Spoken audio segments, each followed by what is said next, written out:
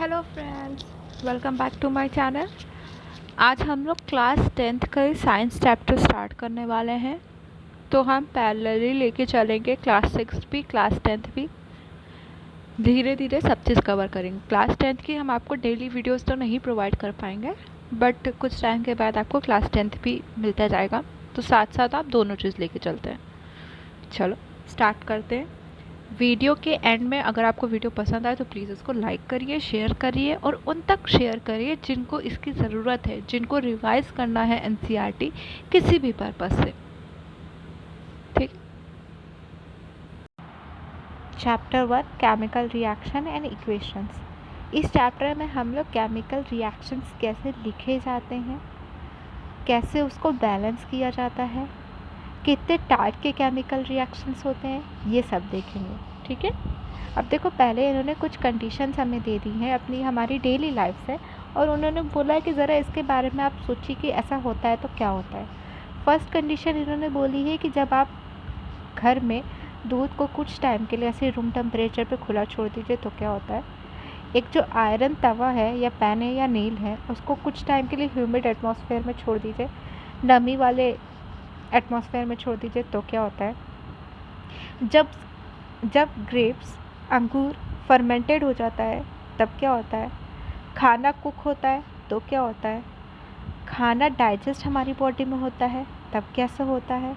और जब हम लोग रेस्पायर करते हैं, सांस लेते हैं, वो सारे प्रोसेस क्या होते हैं। ये सब के बारे में थोड़ा सा इसने सोचने के लिए हमें बोला है। देखो, ये सारी जो कंडीशंस इसने हमें बताई है, ये सब हमें बताती है कि कहीं ना कहीं पहले कुछ चीज़ और थी, बाद में कोई और चीज़ बन रही है। जैसे मिल्क है, मिल्क को आप कुछ टाइम के लिए रूम टेम्परेचर पे छोड़ दीजिए समर में, तो मिल्क हमारा खट्टा हो जाता है, ख़राब हो जाता है। आयरन तवा है, लोहे का तवा है, उसको ह्यूमिड एटमॉस्फेयर में छोड़ दीजिए तो उस पर जंग लग जाएगी। यही सब होगा। मतलब पहले कुछ और चीज़ थी, बाद में चेंज हो गई, कुछ और बन रहा है। हम लोग अपने पुराने क्लासेस में ऑलरेडी फिज़िकल चेंज और केमिकल चेंजेस के बारे में पढ़ चुके हैं। फिज़िकल चेंज क्या होता है, केमिकल चेंज क्या होता है मैटर में, ये सब हम लोग जान चुके हैं। जब भी केमिकल चेंज होता है तो हमारा कुछ ना कुछ केमिकल रिएक्शन होता है, तभी हमारा केमिकल चेंज होता है। ये भी हम लोग पढ़ चुके हैं। You may perhaps be wondering as so, what is actually meant by chemical reaction?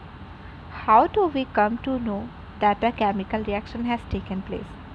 Let us perform an activity to answer this question. देखो, एक्टिविटी 1.1 हमें क्या कह रही है। एक मैग्नीशियम रिबन लीजिए, उसको सैंड पेपर से रब करके साफ़ कर दीजिए। ठीक है। फिर उसको एक टोंग की हेल्प से एक कोने पर पकड़ लीजिए और स्प्रिट लैम्प की हेल्प से दूसरे कोने को जलाइए।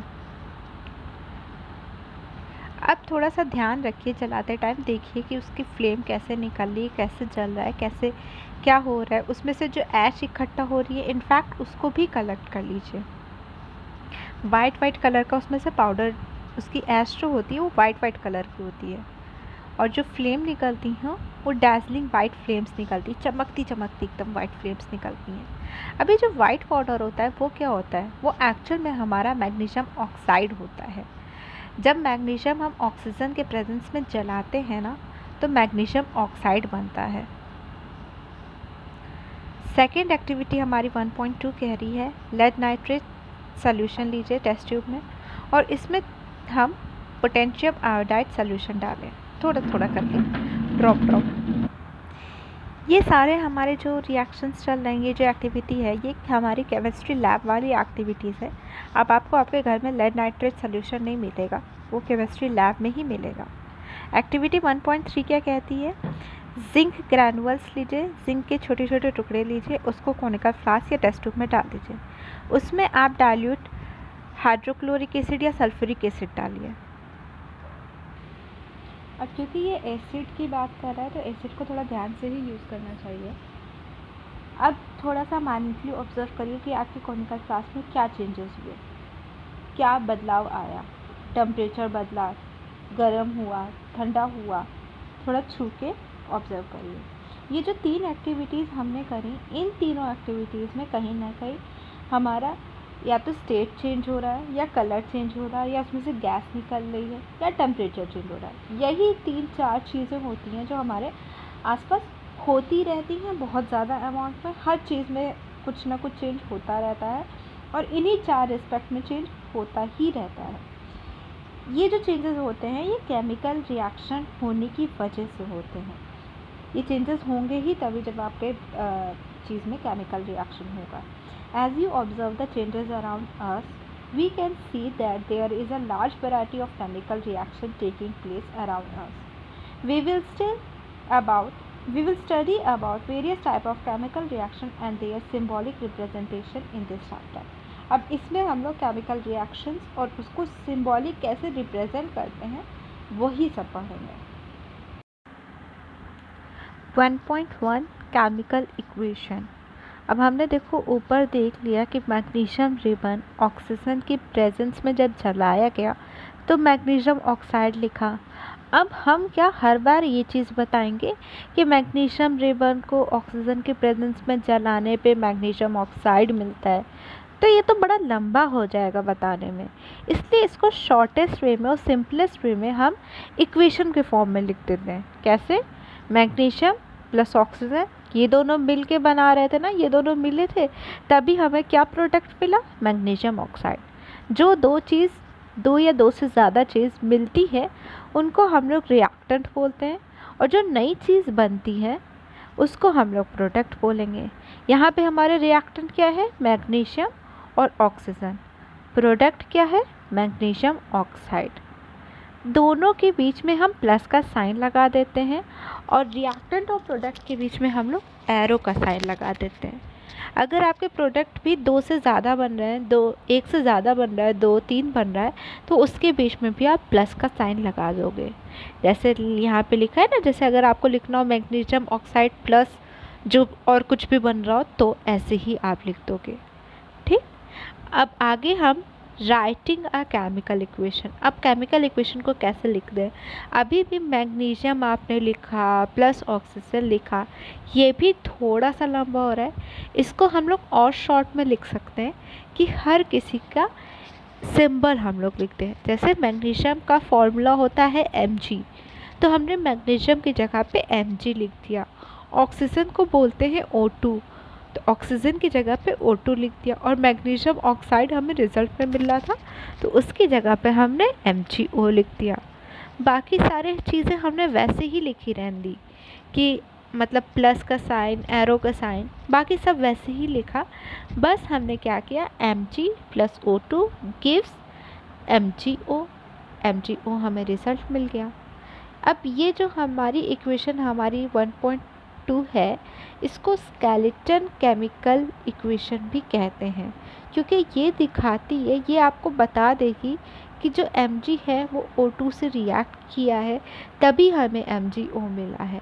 ये साफ साफ यही चीज़ बता रही है कि चल क्या रहा है हमारे उसमें रिएक्शन में, क्या क्या चीज़ मिलके क्या क्या बना रही है, ये पूरी चीज़ें बता रही है।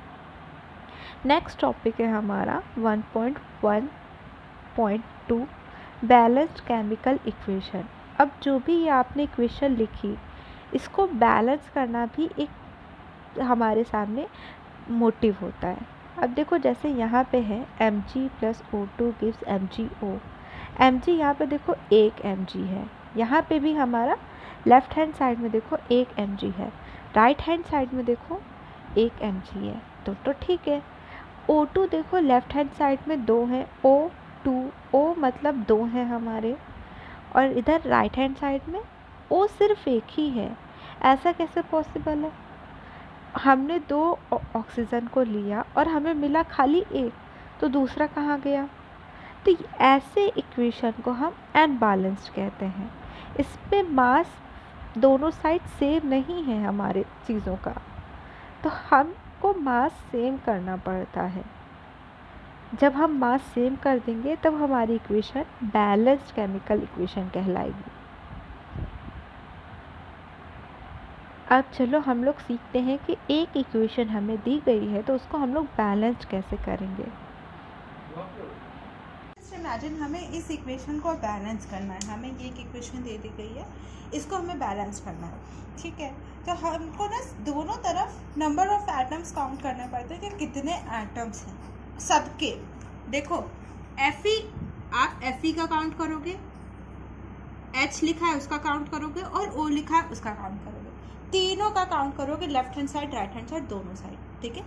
देखो यहाँ Fe कितने हैं, यहाँ 1 है तो हमने लेफ्ट हैंड साइड लिख दिया 1।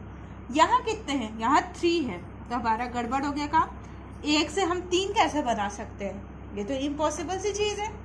चलो ठीक है, अब हम लोग यहाँ देखते हैं H हमारे यहाँ पे 2 है, ये तो ठीक है, और इधर भी हमारे 2 हैं, तो ये वाला तो हमारा करेक्ट है, बट Fe हमारा भी गड़बड़ है। यहाँ पे O, यहाँ पे इधर साइड 1 है और इधर साइड हमारे 4 हैं, तो एक हमारा Fe और दूसरा हमारा O, यही दोनों गड़बड़ कर रहे हैं। अब देखो आपके पास अगर आपने एक चीज़ ली है तो उससे 3 थोड़ी ना बन सकती है, ऐसा तो पॉसिबल ही नहीं है। मास को हम लोग ने पढ़ा होगा, law of conservation of mass, कि आप ना मास को बना सकते हो ना बिगाड़ सकते हो, जितना मास पहले था उतना ही मास बाद में भी होगा। तो यही हो जाती है अनबैलेंस्ड इक्वेशन, ये इक्वेशन हमारी अनबैलेंस्ड है। अब हमें फोकस करना है कि हमें इस इक्वेशन को बैलेंस्ड फॉर्म में कन्वर्ट करना है, कि जितने इधर एटम हो लेफ्ट हैंड साइड में उतने ही इधर हो। अच्छा, ये जो इधर साइड होगा, ये अभी हमने आपको बताया कि ये हमारा रिएक्टेंट होते हैं जो मिल के सामान बना रहे हैं, हमारा प्रोडक्ट बना रहे हैं, तो इधर वाला ये हमारा प्रोडक्ट कहलाता है। इतनी सी बातें क्लियर है। तो जब आपने रिएक्टेंट में एक ही चीज ली है या 2 ही चीज ली है, तो उससे प्रोडक्ट आपका ज्यादा कैसे बन सकता है, नहीं बन सकता ना। तो यानी हमें इसको बैलेंस करना है, समझ में आ। अगर इसमें से सबका बराबर होना जरूरी, जैसे देखो ये H 2 से 2 है, वैसे ही Fe, H, O सबका बराबर होना जरूरी ही है। एक भी गड़बड़ है तो आपकी इक्वेशन अनबैलेंस्ड ही कही जाएगी, इसको बैलेंस करना है।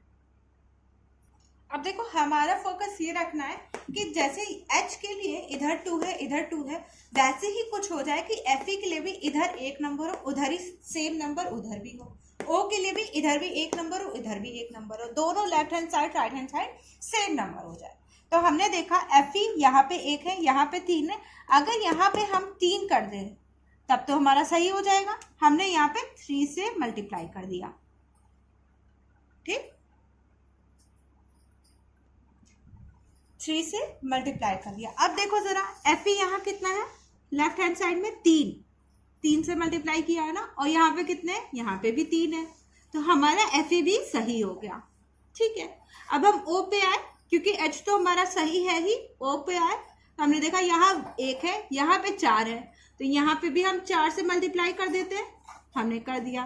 तो यहाँ पे देखो कितने हो गए, 4 हो गए और इधर भी 4 हो गए, तो यानी हमारी इक्वेशन बैलेंस हो गई। पर फिर से सारी चीजें चेक कर लो एक बार, Fe यहाँ पे 3 यहाँ पे 3, H को देखो अब कितना हो गया, 2 into 4 8 हो गए H, यहाँ पे हमारे H लेफ्ट हैंड साइड में 8 हो गया, और यहाँ पे कितना है 2 ही है, अब हमारा H गड़बड़ हो गया। चलो ठीक है, अभी हम H को सेटल करते हैं। O को देखो यहाँ 4 है यहाँ पे भी 4 है, O भी सही है, पर हमारा H गड़बड़ हो गया।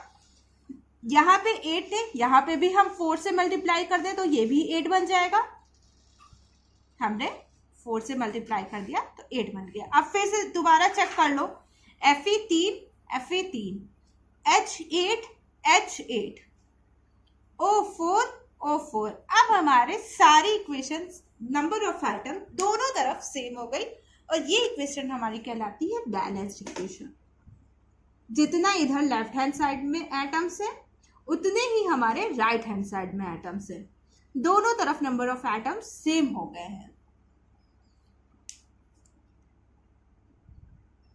तो हमने बैलेंस करना इक्वेशन को देख लिया कि इक्वेशन को बैलेंस कैसे किया जाता है। अब एक और चीज़ होती है, कभी कभी इक्वेशन में, जैसे इसमें देखो, हाँ, बैलेंस करने के बाद 3Fe plus 4H2O gives Fe3O4 plus 4H2O, ये लिखा है ना।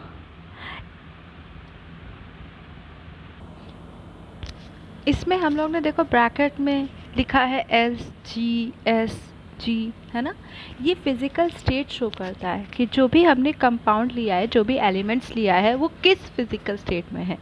S मतलब सॉलिड, L लिखा होता तो लिक्विड, एंड G लिखा है तो गैस। ये जो वाटर H2O के बाद G लिखा है, इसका मतलब है कि H2O को हम स्टीम के फॉर्म में दे रहे हैं, Fe के साथ रिएक्ट करा रहे हैं।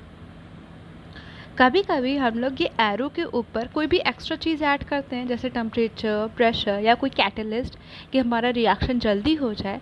ऐसी कोई चीज़ ऐड करते हैं तो हम ये एरो के ऊपर लिख देते हैं। जैसे देखो हमने यहाँ पे लिखा है Cu ब्रैकेट में G प्लस 2H2O ब्रैकेट में G गिव्स CH3OH L, और हमने बीच में एरो के ऊपर लिखा है प्रेशर को 340 atm। अब C, ये जो G है मतलब ये गैसेस फॉर्म में, H2 भी हमारा गैसेस फॉर्म में, और बन जो रहा है CH3OH वो लिक्विड फॉर्म में बन रहा है। इसी के बाद देखो 6CO2 plus 12H2O give sunlight और क्लोरोफिल की प्रेजेंस में दे रहा है C6H12O6 plus 6O2 plus 6H2O। अब ये जो फिज़िकल स्टेट होता है ये बहुत इंपॉर्टेंट नहीं होता है लिखना, सबसे इम्पॉर्टेंट होता है बैलेंस करना इक्वेशन। ये इतना इम्पॉर्टेंट नहीं होता है, बट ऐड कर दिया जाता है। अगर आपको मालूम है तो आप ऐड कर सकते हो, नहीं मालूम है तो उससे कोई ज़्यादा वो नहीं करेगा। Type of chemical reaction. अब देखो केमिकल रिएक्शंस जो होते हैं वो बहुत टाइप के होते हैं। पहला है इसमें हमारा कॉम्बिनेशन रिएक्शन। जब दो चीज़ को मिला के हम एक सिंगल चीज़ बना दें, कंबाइन करके एक सिंगल चीज़ बना दें, वो होता है हमारा कॉम्बिनेशन रिएक्शन। जैसे देखो यहाँ CaO, इसको क्विकलैम बोला जाता है। इसके साथ जब हम वाटर मिला रहे हैं तो हमें क्या मिल रहा है, CaOH whole twice plus heat. Heat तो कोई कंपाउंड नहीं है ना, हीट तो एक अलग ही चीज़ है, एनर्जी है।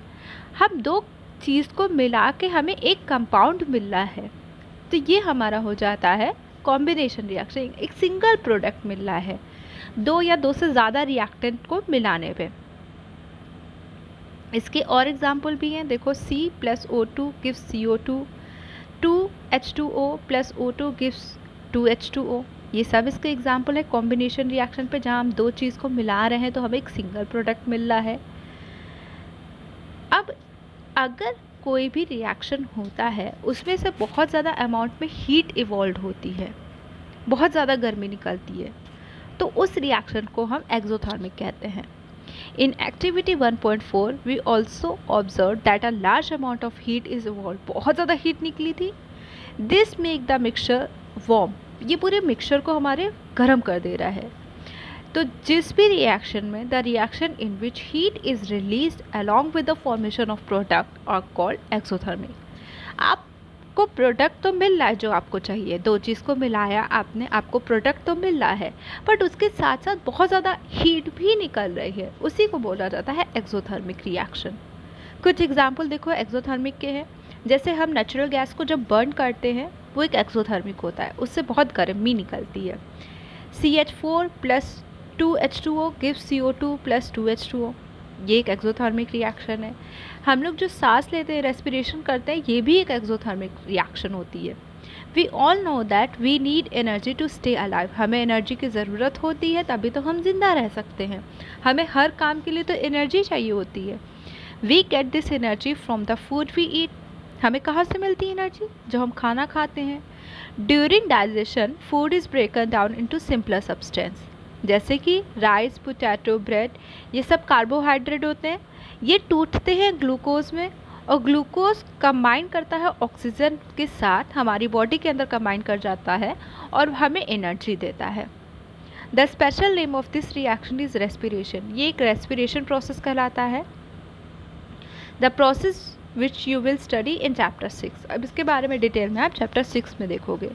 देखो ग्लूकोज लिखा है C6H12O6 plus 6O2 gives 6CO2 plus 6H2O plus energy. Energy मिल रही है ना। इसके बाद नेक्स्ट हमारा आता है डिकम्पोजिशन रिएक्शन। अब इसमें क्या होता है, एक सिंगल चीज़ आपने ली, उसको उसके साथ रिएक्शन किया, वो टूट के दो या दो से ज़्यादा चीज़ में बिखर गई, तो वो कहलाता है डिकम्पोजिशन रिएक्शन। जैसे इसमें देखो FeSO4 को जब आपने हीट किया तो ये क्या बना, Fe2O3 plus SO2 plus SO3।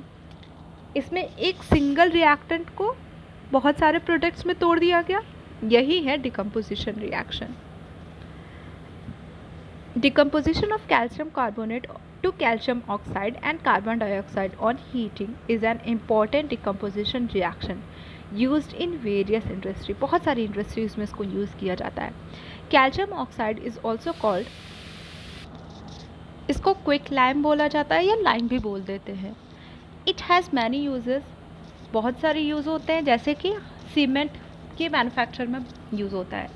when a decomposition reaction is carried out by heat, it is called thermal decomposition. जब आपको हीट देनी पड़े डिकम्पोजिशन रिएक्शन के लिए कि एक चीज़ कई चीज़ में टूट जाए, तो उसको थर्मल डिकम्पोजिशन कहते हैं। जैसे CaCO3 हीट दे रहे हो तो क्या बनना है, CaO प्लस CO2, ये एक डिकम्पोजिशन रिएक्शन है। नेक्स्ट हमारी देखो एक ये भी लिखी है 2PbNO3 होल ट्वाइस। जब आप इसको हीट दे रहे हो तो क्या बनना है, 2PbO plus NO2 plus O2, ये बन रहा है। यहाँ पे देखो you will see that white silver chloride turn grey in sunlight, grey colour में चेंज हो जाता है। क्यों, क्योंकि इसमें भी डिकम्पोजिशन होता है सिल्वर क्लोराइड का सिल्वर और क्लोरीन में। AgCl gives Ag plus Cl2। Silver bromide भी ऐसे ही बिहेव करता है। ये जो अबव रिएक्शन है, मतलब Ag ब्रोमाइड की, ये रिएक्शन हमारी ब्लैक एंड वाइट फोटोग्राफी में भी यूज़ की जाती है। What form of energy is causing this decomposition reaction? We have seen that decomposition reaction require energy either in form of heat, light or electricity for breaking down the reactant. Reaction in which energy is observed are called endothermic। जिसमें आपने heat, जिसमें से heat निकल रही है उसको हमने देखा, हम लोग नाम दिए एक्सोथर्मिक।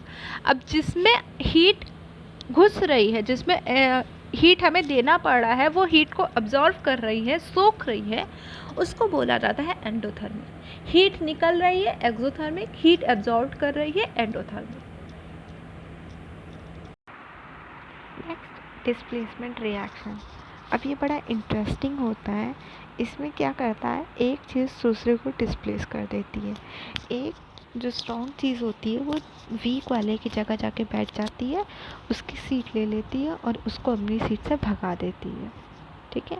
एक्टिविटी 1.9 हमारी ये कहती है कि आप 3 आयरन नेल लीजिए, उसको अच्छे से सैंड पेपर से पहले क्लीन कर लीजिए।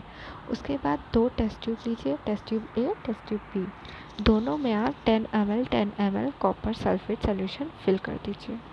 फिर 2 आयरन नेल को थ्रेड से बांध करके एक टेस्ट ट्यूब B पे कॉपर सल्फेट सोल्यूशन में डिप करके छोड़ दीजिए। कुछ टाइम के बाद, कुछ मिनट्स के बाद आप आयरन नेल को निकाल के देखिए तो और कंपेयर करिए जो 2 आपने डिप करके रखी थी और जो एक डिप करके नहीं रखी है उसमें, और दोनों कॉपर सल्फेट सोल्यूशन में जो test tube A, test tube B में प्रेजेंट था। तो आप देखोगे जो आयरन नेल है वो ब्राउनिश कलर की हो जाती है और जो कॉपर सल्फेट है जिसमें डिप करके रखा था वो भी हमारा थोड़ा सा उसका भी कलर फेड हो गया है। ऐसा क्यों होता है, क्योंकि इसमें रिएक्शन हमारी होने लगती है, chemical reaction. Fe plus CuSO4 gives FeSO4 plus Cu। अब यहाँ ज़रा ध्यान से देखो, FeCuSO4 में Cu की जगह जाके बैठ गया SO4 के साथ और Cu को उसकी जगह से हटा दिया। यही होती है हमारी displacement reaction. Iron has displaced और removed another element copper from copper sulphate solution.